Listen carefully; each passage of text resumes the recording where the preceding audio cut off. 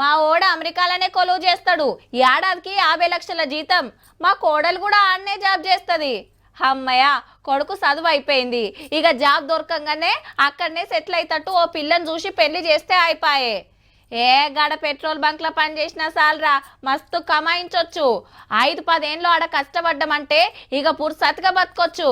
ఏ గీడేమున్నది, ఉత్త రూపాయలే, గాడికి పోతే డాలర్లే డాలర్లు. ఇది మొన్నటి దాకా. ఇప్పుడు ఎట్లున్నదంటే అమెరికాకు బతకబోయిన భారతీయులను బాజాప్తా వెనకకు మరల కొడుతుండ్రు. కొందరిని స్పెషల్ గాలి మోటార్ ఎక్కిస్తే రేపటి వరకు మన దేశంలో దిగబోతుండ్రు. దొంగ కాగితాల మీద, డేట్ దాటిన వీసాల మీద ఉన్నోళ్లను ఎంకులాడే పని జోరుగా నడుస్తుంది. మళ్ళా గసంటోళ్ళు 7 లక్షల మంది ఉంటే మీ ఇండియాకి వెళ్ళిపోనరని ఫస్ట్ 18,000 మందిని విమానం ఎక్కిస్తుండ్రు.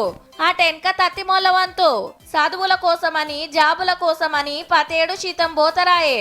వీసా టైం ఒడవంగానే వాపస్ రావాలే. కానీ మనోళ్ళు పార్ట్ టైం జాబులు చేసుకుంటా ఆడనే మెట్ట పెడుతుండ్రు. అన్ని దేశాలకెళ్ళి పోయినోళ్ళది గిదే కథ. మళ్ళా ఆడపిల్లలను కంటే అమెరికా పౌరసత్వం వచ్చేది ఇన్నేండ్లు. ఇగేముంది, లోకల్ పబ్లిక్ కంటే ఏరేటోళ్ళే ఎక్కువ పడుతుండ్రట. ఈ సంటకు రమ్మంటే ఇల్లంతా నాదే అన్నట్టు చేస్తుండ్రు.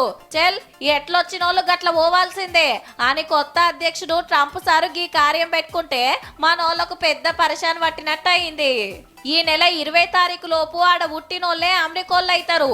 అంతేకాదు, మనోళ్ళు మనయే కొనాలని చైనా వస్తువుల మీద ట్యాక్సులు పెంచితే అటు చైనోళ్ళు అమెరికా వస్తువుల మీద పెంచి పాడేసిండ్రు.